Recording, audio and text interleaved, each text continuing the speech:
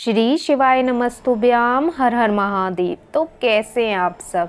देखिए, आज का ये वीडियो आप सभी लोगों के लिए बहुत ही ज़्यादा खास होने वाला है, बहुत ही ज़्यादा विशेष होने वाला है। देखिए, हम सभी जानते हैं कि आज 13 दिसंबर बुधवार के दिन प्रतिपदा तिथि है और इसी दिन हमें करना है बहुत ही सुंदर सा उपाय। देखिए, बुधवार का जो दिन होता है ये किसे समर्पित होता है? गणेश जी को। और गणेश जी को हम विघ्नहर्ता कहते हैं। विघ्नहर्ता जो कि हमारे जीवन के सभी विघ्नों को हर लेते हैं और हमारे जीवन में सुख समृद्धि करते हैं।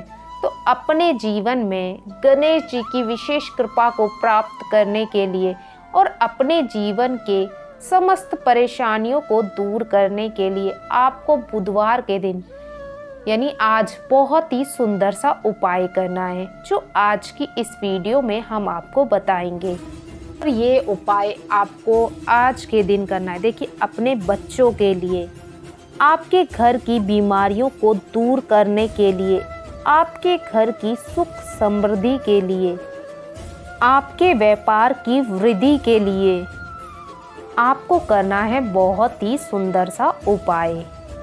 और ये उपाय हमने पूज्य गुरुदेव की ही कथाओं को सुन करके, समझ करके आप सभी को भी मैं समझाने का पूरा प्रयास करूंगी। लेकिन उससे पहले इस वीडियो को ज़रूर लाइक कीजिएगा और यदि भगवान शिव के सच्चे भक्त हैं तो चैनल को भी ज़रूर सब्सक्राइब करें। यदि आपके घर में बहुत ज़्यादा तकलीफ है, ठीक है, बहुत ज़्यादा आपके घर में खर्चे हैं, आपके घर में हमेशा बहुत ज़्यादा लड़ाई झगड़े होते रहते हैं और जो आपके बच्चे हैं वो भी आपकी बात नहीं मानते हैं, आपके घर की यानी कि सुख समृद्धि है वो बिल्कुल दूर हो गई, यानी सुख समृद्धि तो आपके घर में है ही नहीं। और देखिए, यदि घर में सुख समृद्धि नहीं है तो बच्चे जो हैं वो पढ़ते भी नहीं हैं, बात भी नहीं मानते हैं। और देखिए, जो व्यापार है वो व्यापार में भी कोई वृद्धि नहीं हो रही, यानी कि वो व्यापार जैसा शुरू किया था वो वैसे ही का वैसा है, उसमें बढ़ोतरी नहीं हो रही है, जिस कारण आपके घर में धन की आवक होती ही नहीं है। तो देखिए, आप सभी के इन सारी परेशानियों को दूर करने के लिए पूज्य गुरुदेव ने अपनी कथाओं में बहुत ही सुंदर सा उपाय बताया है, जो बिल्कुल नया उपाय है, जो आज की इस वीडियो में मैं आपको बताने वाली हूँ। तो बिल्कुल ध्यान से आपको समझना है इस उपाय को। और इस प्रकार से यदि आप ये उपाय करते हैं ना, तो निश्चित रूप से आपकी कितनी भी बड़ी समस्या होगी ना, वो निश्चित रूप से आपकी दूर हो ही जाएगी। तो हमेशा जब भी कोई उपाय करें ना, तो पूरे विश्वास के साथ करें कि ये उपाय मैं कर रहा हूँ ना, तो मेरी ये समस्या अवश्य दूर हो ही जाएगी। ठीक है, तो अब हम जान लेते हैं उपाय की उपाय हमें किस प्रकार से करना है। तो देखिए, आपको क्या करना है। इस उपाय के लिए आपको सबसे पहले 7 दुर्वा घास लेके आनी है। दुर्वा घास जो हमें कहीं भी आसानी से मिल जाती है। हम जब मैदानों में जाते हैं, यानी वॉक करने जाते हैं, तो वहाँ जो मैदान होते हैं उसमें आसानी से हमें, और मौसम भी ऐसा है कि दुर्वा घास तो हमें मिल ही जाती है। तो आपको मात्र 7 दुर्वा घास लेके आनी है। और देखिए, दुर्वा घास ला करके उसे पहले स्वच्छ जल से साफ़ कर लें। उसके बाद उसको क्या करना है, आपको उसका बंडल तैयार कर लेना है। यानी कि आपको 7 दुर्वा घास को इकट्ठा करके उसका बंडल बना लेना और एक सूती जो धागा आता है ना, उस धागे से आपको इसे बांध देना है और इसका एक बंडल तैयार कर लेना है 7 दुर्वा का। ठीक है ना। तो देखिए, ये 7 दुर्वा घास ये आपके जीवन की समस्त परेशानियों को दूर करेंगी। तो देखिए, इसी के साथ आपको एक तांबे का पात्र लेना है, इसमें आपको जल भर लेना है। ठीक है ना। और इसी के साथ आपको एक खाली कटोरी भी ले लेनी, यानी एक तांबे की कटोरी ले लें, यानी कोई सी भी एक कटोरी ले लेनी है, स्टील की कटोरी ले लें, खाली कटोरी एक ले लेनी है इसी के साथ। ठीक है ना। तो देखिए, अब आपको ये सामग्री को लेकर के चले जाना है भगवान शिव के मंदिर। देखिए, ये उपाय आप आज तो कर ही सकते हैं, यानी बुधवार के दिन तो आप कर ही सकते हैं। अगर आज नहीं भी कर पाते आप इस उपाय को, तो आप आने वाले बुधवार के दिन भी इस उपाय को कर सकते हैं। लेकिन ये उपाय केवल और केवल बुधवार के दिन ही किया जाता है। अब देखिए, ये उपाय आप अगर सुबह नहीं कर पाते तो आप रात्रि में भी कर सकते हैं, यानी सुबह से लेकर रात्रि तक कभी भी आप इस उपाय को कर सकते हैं। ठीक है। तो देखिए आप मंदिर आ गए। अब आपको क्या करना है, तो देखिए अब आपको क्या करना है, जो आप दुर्वा घास लेके आए थे ना, उस दुर्वा घास के बंडल को आपको लेना है और भगवान शिव के शिवलिंग में, जहाँ पर माता अशोक सुंदरी का जो स्थान होता है ना, वहाँ पर आपको ये 7 दुर्वा घास को आज के दिन अर्पित कर देना है। ठीक है ना, समर्पित कर देना है माता अशोक सुंदरी वाले स्थान पर।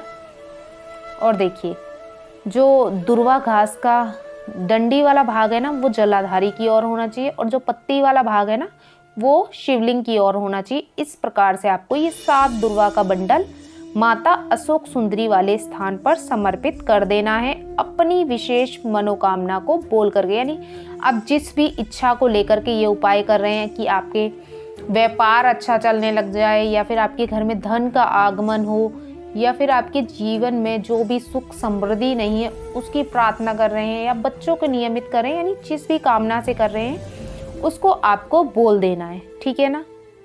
तो देखिए अब आपको क्या करना है, अब जो आप एक खाली कटोरी लेके आए थे ना, वो आपको जो जलाधारी से जल होके नीचे गिरता है ना, वहाँ पर आपको रख देनी है। ठीक है ना। अब आपको क्या करना है, जो आप एक तांबे के पात्र में जल लेके आए ना, उस जल को आपको भगवान शिव के शिवलिंग पर समर्पित कर देना है। श्री शिवाय नमस्तुभ्यम मंत्र का जाप करते हुए पूरा 1 लोटा जल समर्पित कर देना है। ठीक है ना। तो देखिए जैसे ही आप जल समर्पित करेंगे तो जल जलाधारी से होकर के, यानी भगवान शिव के शिवलिंग से होकर के जलाधारी पे आएगा। जलाधारी से होकर के, यानी कि जलाधारी पे जहाँ पे आपने जो दुर्वा घास अर्पित की है ना, उस पर से स्पर्श होकर ये जल कटोरी के अंदर जाएगा। ठीक है ना। तो जैसे ही कटोरी के अंदर जल भर जाएगा तो आपको क्या करना है, इस कटोरी के जल को आपको उठा लेना है वहाँ से। ठीक है ना। ये दुर्वा घास से जो स्पर्श होकर जल आया है, इसे आपको कटोरी को उठा लेना है। उसके बाद आपको क्या करना है, देखिए आपने जो दुर्वा घास वाला बंडल माता अशोक सुंदरी के स्थान पर अर्पित किया था, अब आपको वो भी वहाँ से उठा लेना है। ठीक है ना। और आपको इस कटोरी के अंदर दुर्वा घास का जो बंडल है उसे डाल लेना है। देखिए अब आपको क्या करना है, अब आपको जो कटोरी और जो आपने दुर्वा घास ली है उसे अपने हाथ में रखना है। उसके बाद आपको महादेव जी से हाथ जोड़ के प्रार्थना करनी है कि इसमें जल को लेकर के जा रही हूँ या जा रहा हूँ अपने घर की परेशानियों को दूर करने के लिए, कृपया करके महादेव जी माता अशोक सुंदरी अपनी कृपा बनाए रखना, ताकि मेरे घर की परेशानियां जल्द ही समाप्त हो जाएं। इस प्रकार से आपको अपने अनुसार प्रार्थना करनी है और उसके पश्चात आपको अपने घर आ जाना है। ठीक है ना।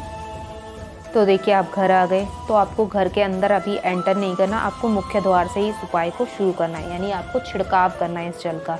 तो सबसे पहले आपको मुख्य द्वार पर छिड़काव करना है। जब छिड़काव करोगे तो आप साथ साथ बोलोगे श्री शिवाय नमस्तुभ्यम मंत्र का जाप करते हुए आपको छिड़काव करना है। तो आपने मुख्य द्वार पर छिड़काव कर दिया। इसके बाद आपको जाना है आपके घर के रसोई घर में। तो रसोई घर में अगर हमारा शुद्ध खाना बनेगा तो हमारे अंदर शुद्धता आएगी, तो हमें वहाँ पर भी छिड़काव करना है।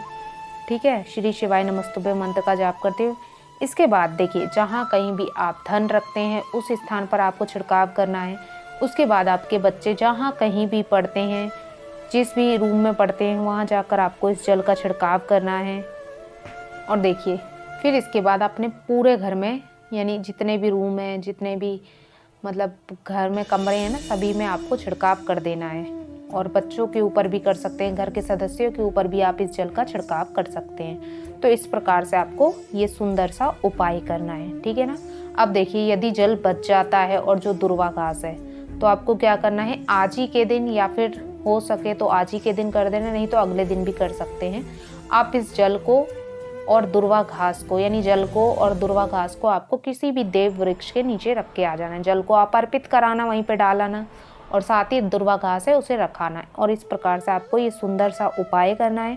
आपके जीवन में जो भी समस्या होगी वो निश्चित रूप से इस सुंदर से उपाय को करने से जल्द ही दूर हो जाएगी। तो आज के लिए बस इतना ही। श्री शिवाय नमस्तुभ्याम। हर हर महादेव।